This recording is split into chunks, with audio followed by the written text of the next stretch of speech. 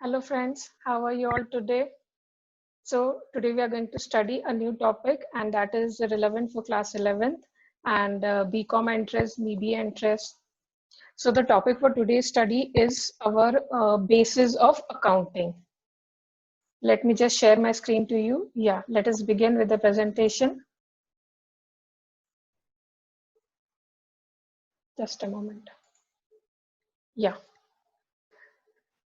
So friends, in this lecture today, what all we are going to study, that what are the bases of accounting. By the term basis of accounting, what I mean is that on what basis, on what differentiation, on what pattern are we going to do the accounting entries.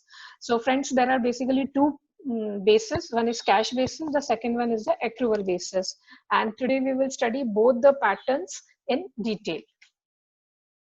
Okay, before that, just wanted to remind you that do subscribe my channel. So what is the cash basis of accounting? In cash basis of accounting, all the recording is done only when, just just get reminded of my words, when the cash is received or cash is paid. If the cash is paid, whether it is related to 5 years before or 5 years hence or last year or related to future, we are not concerned. Cash is received, it will be recorded. Cash is paid, again, it will be recorded. So whether it is your expense or whether it is your income, the moment you receive it, the moment you pay it, it will fall place in your books of accounts. So that is known as cash basis of accounting. But a very important drawback of this system, cash system, is that it does not give any importance to outstanding expenses, prepaid expenses, accrued income, and advance income. So what do you mean by all these terms? Let us take all the terms in short. By outstanding expenses, we mean to say that the expenses are related to this current financial year, but we have not done the actual payment of these expenses. For example, your electricity bill of the last month, that is March, that bill you will get in April. So until unless you get the bill, you cannot pay it. So the year ends and the expense is not yet paid. So it will be known as your outstanding expense. Now, what does prepaid expense means? Sometimes it is possible that you do the payment as of today, but it is some portion is related to this year and some portion is related to the next year. Best example could be your insurance expense. Whenever you do the insurance payment, generally it is on yearly or half yearly basis. Suppose you paid on 1st February.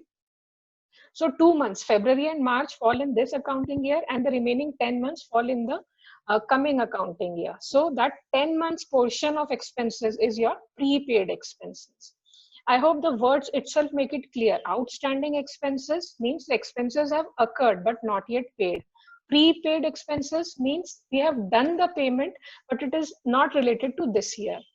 In the same way, accrued income means what? Accrued income means that the income is related to this year and you have done the work also. You have earned it also, but you have not received cash out of it. For example, let's say that I am coaching you for accountancy and I have given 15 days of service to you. My work is done. The income has become accrued, but up till now, I have not received it from you. So in my books of account, what I will say, it is my accrued income. And in your books of account, what will this be shown as? Outstanding expenses. I hope it makes clear to you and it makes some sense to you. In the same way, what is advance income? Means the amount is being received by us and we have promised that in future we will do that work, but up till now no work has been done. So these are the four terms which may be useful to you throughout your accountancy classes: outstanding expenses, prepaid expenses, accrued income, and advance income. Now understand what was my point, that in cash basis of accounting there is no recording and no importance given to all these things. Means you received it or you paid it, then you will record it, else you will not record it. Now coming to the next heading, that is what are the advantages of cash basis. Students, this is a very simple system because not much judgment has to be done by you, not much science has to be applied by you. You remember only one thing: is the cash received or is the bank balance received, and is the cash paid or you have paid it from bank. If yes, you will record it. If not, you will not record it. This system is not generally used by many people. It is used only by few organizations where most of the transactions are done on cash basis. Otherwise, this is not yet used because it is a bit unscientific as well, I can say. Now, let's come to the next point, that what are the demerits or what are the limitations or disadvantages of this cash basis of accounting. First of all, it does not follow the matching principle. It does not follow the revenue recognition principle. So what are all these principles? In my lecture related to accounting principles, you will get in-depth detail about all the principles. Here, I would like to mention that on one side you have income, on the other side you have expenses. So when we cannot correlate, when we do not connect to all these things, both the aspects, then we say that the matching principle is not followed. For example, let's say I have got a contract to make a road, and for that I have spent 2 lakh of rupees in buying all the sand, cement, and coal and all those things. So that 2 lakh entry will be done because expenditure is actually done in cash. And if suppose some income is also received, that will also be recorded, even if it is a very small amount or even if it is a very large amount. So at the end of the year, it won't give a complete and a scientific picture of my profit and loss account. So it is very important to understand that. In the same example, if I've received the, I should say, if I've received the sand and cement and all those things, but I've not done the payment, so I will not record it here. So that is wrong. That should not be done. So that is a disadvantage of cash basis. And it does not give any weightage to outstanding prepaid that we learned in the last slide as well. That since these are not to be recorded, so it becomes simple. But along with being simple, it is not that much scientific also. Further, it does not distinguish between capital and revenue. Again, revenue means the day-to-day work, day-to-day operating expenses, or day-to-day operating income, and capital expenditure will mean, let's say, purchase of land, purchase of machinery, purchase of fixed assets, which are going to give me benefit for many accounting years. So all those things are not given weightage in cash basis of accounting. Now let's see, friend, a practical example, a practical question related to this cash basis. So for example, in your exam, you get this data, this question. Let's read the question, that in this accounting year, the cash sales are 2 lakh rupees, credit sales are 1 lakh rupees, cash expenses 60,000, outstanding expenses 20,000, and some accrued commission also you have earned of 5,000 rupees. Now, what are we supposed to do? We are supposed to calculate the profit, and on which basis? On cash basis of accounting. So friends, there is only one thumb rule, that cash has to be taken care of. If cash is paid, record it. If cash is received, record it. Else, don't record it. And don't record separately about your outstanding prepaid and accrued. In this question, cash sales we will consider 2 lakhs, credit sales we won't consider. Then cash expenses we will consider, outstanding expenses we will not take, accrued commission we will not take. So a simple answer comes to 1,40,000. That by selling in cash we receive 2 lakhs and we have done the payment of this much. So our net profit is 1,40,000. So friends, here it is important to understand that this credit sales is also important, because you have given the goods to someone else and you will receive the cash, but you are not receiving, you have not yet received it. So you are not recording it here. In the same way, accrued commission is also not recorded. Outstanding expenses are also not recorded. So we get our answer of, as per cash basis, that is 1,40,000. Now let's come to the second part of this lecture, that is the accrual basis. By accrual basis, what do you understand? There is another name which is being used in accounts, and that is a mercantile system. So accrual basis or mercantile basis, they both denote the same thing. And in this system, the main portion is not related to cash alone. The main thing is whether things have become due, whether they have become accrued, whether they are related to this accounting period. So on that basis, we do all the accounting. So friends, this is more scientific system. It gives a better picture. It gives a true and fair view of your accounts. And this system is mostly followed. So now, in cash system, what we studied, that expenses will be recorded only when the cash is paid by you.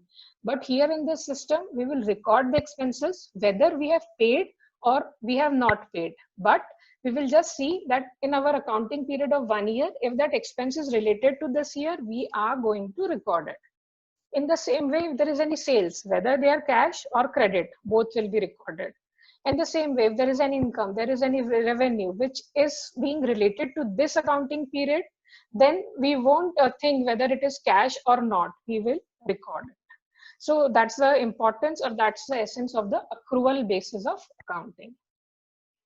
Further, in my last slide, I already explained you what are outstanding expenses, prepaid expenses, accrued income, and advance income. So in accrual basis, we will give due weightage, we will do due adjustments, and we will do due recording of all these expenses and income as well. So friends, what are the advantages of accrued basis of accounting? First of all, I told you it is accurate. Why accurate? Because my cash sales are 2 lakh and credit sales are 1 lakh. So both are recorded here. We are not doing any discrimination on the basis of cash. It is related to this year, so we are recording. So it is more scientific, it is more accurate. It requires more judgment. You need to have in-depth knowledge of accounts, then only you will be able to pass all the journal entries. I already covered this point that it is scientific.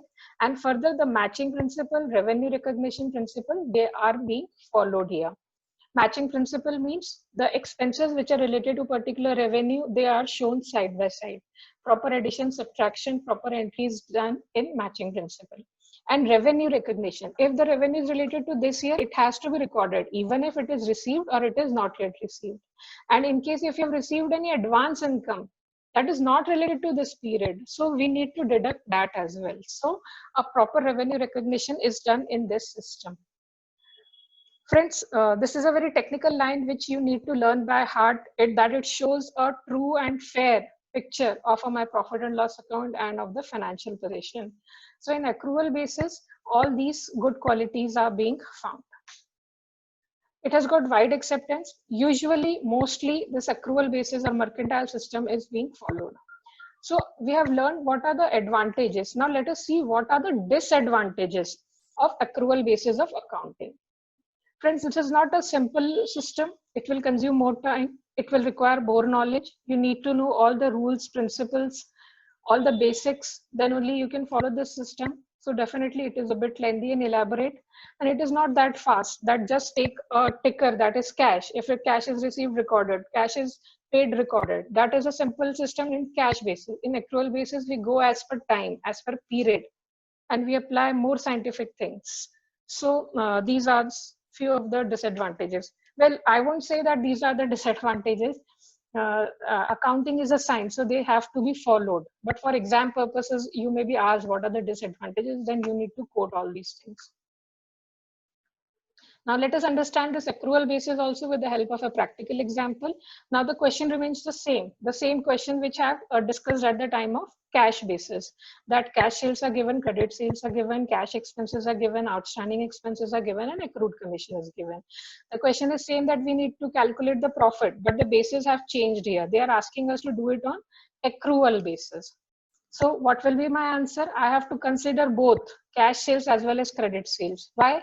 Because in accrual system, we follow the period. It is related to this period, then we will enter this credit sales as well, even though the cash is not yet received. True, agreed, this is more scientific. And then from that, what all we will reduce our expenses, all expenses, whether paid in cash or not paid in cash. They both are being reduced. And some other income, accrued commission, maybe on sales of furniture of a neighborhood shopkeeper, you have received some commission. So that is also your income that is to be added. So all the sales are added, all the expenses are minus, and other income is also added, and we get the net profit. Friends, here it is important to understand the question remains the same, but because of change in the basis of accounting, the net profit has changed. In the earlier question, let me go to that slide again. Here you remember that the answer was 2,25,000, and there I think it was 1,40,000. Just a moment. Yeah, here in this slide, the net profit was 1,40,000. So now you understand the significance of this basis of accounting. In cash system, for the same transactions, we are getting a net profit of 1,40,000. But on the same question, in case of accrual system, we are getting a net profit of 2,25,000. I hope you all are with me and you are understanding. In case if there is any doubt, do write in the comment section below. I will be glad to help you out. And don't forget to subscribe my channel. I know you all are irritated. Every now and then, every person says, subscribe my channel, subscribe my channel. Never mind. So now what is the next question, that what is the difference between cash basis and accrual basis? First basis could be nature of transactions. In cash system, we record only the cash transactions, but in accrual basis, we record the cash as well as credit transactions. Reliable, definitely you know the answer. Accrued basis is more reliable. Suitable, again the same answer. Accrual basis of accounting is more suitable.